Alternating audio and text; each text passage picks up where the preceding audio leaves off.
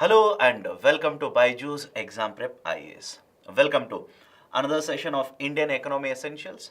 And in today's session, let's try and understand why the government of India very recently has come out with a ban, or let's say an imposition of import ban on some of the defense related equipments or certain products related to defense sector.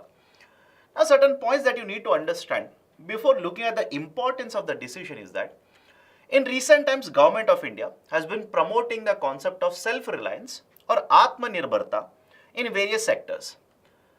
And one sector where it is focused on the promotion of self-reliance is the defense sector itself. Now, historically, if you see the defense sector, various industrial policies have been published or announced by the government post-independence, starting from Industrial Policy of 1948. And one of the very prominent features has been that defense has been kept reserved only for the participation of public sector. That is, Government of India stated, defense sector is very important for us, strategically very important for me. So what I'll do is, I'll reserve this defense sector wherein manufacturing of arms, ammunitions, etc. will be done only by the public sector undertakings or PSUs. Only after 2001, that is in the year 2001, Government of India introduced or let's say amended its policy and started allowing private sector, started allowing the Indian private sector participation in defense sector. And over a period of time, foreign private sector participation is allowed. And today, as per the latest government policy, up to 74% FDI, up to 74% FDI is allowed through automatic route. That is, you do not have to take any kind of approval to invest in these, let's say, industry or let's say certain areas in the defense sector. You do not have to take any permission from the government. But what if a foreign company wants to invest more than 74%? Is it allowed? Government says yes, that is also allowed. 100% is also allowed, but now you will have to go through the government route or approval route. And this reason or this particular the decision of the government to allow the foreign private sector to participate, to manufacture, to contribute, etc. has been done in order to promote the self-reliance or let's say production in the domestic market rather than being dependent only on the imports, or let's say rather than being dependent majorly on the imports. Now, if you look at the representation here, I've given multiple graphs. You do not have to by heart these graphs. This is not required for civil services. That is, numbers are not required. But what you need to make an observation is very simple here. India manufactures and exports certain defense items related to certain defense items or let's say products in the defense sector. And over a period of time, if you just look at it, over a period of time, the amount of exports that we are able to do have kept on increasing.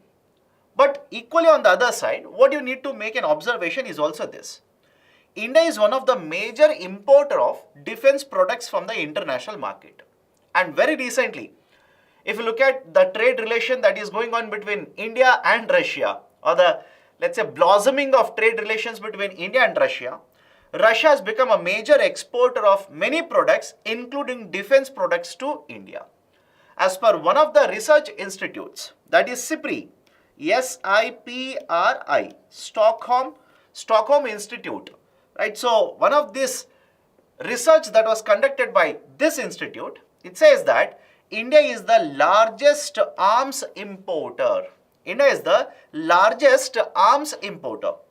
Between 2017 and 2021, for this time period, the total amount of imports that was done by India that is related to defense was 15,356 crore or million, right? Millions worth of rupees or dollar millions. Not rupees, it is in terms of dollar millions or $1 million. Apart from this, what is the another important point you need to observe here? If you look at what is India's share in the global arms imports, if you look at what is India's share in the global arm imports, it has been climbing in the recent times. Out of the total arms imports in the global market, As per 2021 data, India accounts for more than 1/6 of these imports. That is more than 17% of the total imports of arms done in the global market is done by India. If you look at the exports, how much do we export? India's exports is very, very minuscule. That is as a percentage. Again, please look at it as a percentage. Out of the total exports of arms done in the international market, India accounts for 0.2% of the total exports. On the other side, we account for 17% of the total arms imports. So looking at all of these factors, Government of India has been promoting indigenization, that is production of these goods or let's say certain components, products, etc. in the domestic market itself. And this idea of promotion or let's say indigenization of these products has been brought in by one of the policies, Defense Acquisition Procedure, DAP 2020. Remember two numbers here, or let's say two certain policies here. DAP 2020 promoted the idea of indigenization of these products in the domestic market. That is producing and consuming in the domestic market. On the other side, even for promotion of exports, we have a Defense Export Policy of 2020. Now, what is this idea of indigenization? I'll come back to this, don't worry. What is this concept of indigenization?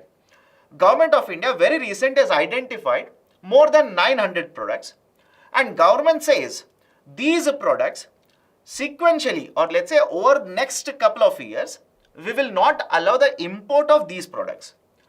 Out of all these 900 plus products, or let's round it off, around 1000 products, some of them will not be allowed to be imported from December 2023.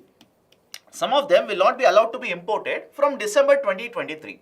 And this will go on for many, many years till December 2028, 29 like this. What is the meaning of this? Let's imagine a particular component is there. From December 2023, this product will not be allowed to be imported. And this product is required to manufacture certain defense equipment. Now, it simply means that any company which wants to manufacture this product now, rather than importing the component, will have to source the component, will have to purchase that component from the domestic market. It has to source it from the domestic market. That is the importance of indigenization list. Earlier, 3 such lists have been announced, and very recently, the cabinet has approved and government has notified the 4th such list. And the impact of this has been that, one, we expect a lot of investment to take up or happen in the defense sector within India. In addition to these policies, or let's say this indigenization, positive indigenization list, it is called as PIL, positive indigenization list. Fourth such list has been announced. In addition to this, there are many policies which have already been implemented, announced by the government to promote the defense sector. For example, earlier in the previous slide, there was this picture. I said I'll come back to this picture. Please have a look at it. This is the picture or a snapshot of one of the portal, that is a Srijan Portal. Srijan Portal. Right, this portal is relevant. Why? For the last couple of years, Government of India, Defense Ministry has promoted the setting up of this portal, and this portal will give you idea. This is a one-stop solution, basically giving you all the information regarding what kind of imports of, let's say, defense equipments we are doing, and using this list, right, which is available, we can promote manufacturing or let's say indigenization of such products in the domestic market itself. So government has promoted setting and utilization of Srijan Portal. Government also has been promoting setting up of many of these corridors, right, defense corridors to promote manufacturing. The allocation of funds in budgets, especially in the last couple of years, continuously there has been a rise in the allocation of funds for the defense sector. Not to forget, reserving certain amount of funds allocated in the budget only for the research and development in the defense sector. So these are some of the very important initiatives that have been undertaken by the government in order to promote manufacturing, indigenization, ultimately leading to self-reliance or Atmanirbharta in the defense sector. So this is a very important topic regarding the current affairs that has been there in the discussion for the last couple of days. Now based on this, I have given an MCQ here. Consider the following statements. 100% FDI through automatic route is allowed in the defense manufacturing. Statement is wrong. Please underline the term automatic route. Up to 74% through automatic route is allowed. Up to 100% or 100% through government route. Second, Srijan Portal has been set up to facilitate indigenization. Second statement is correct. Right option for the question will be option B, only 2. This is the end of the discussion related to the fourth positive indigenization list that has been notified by the government very recently. If you like these initiatives, please hit the like button. Provide your valuable comments in the section below. And if you yet to subscribe to BYJU'S Exam Prep IAS YouTube channel, kindly do it now. Thank you. Have a great day.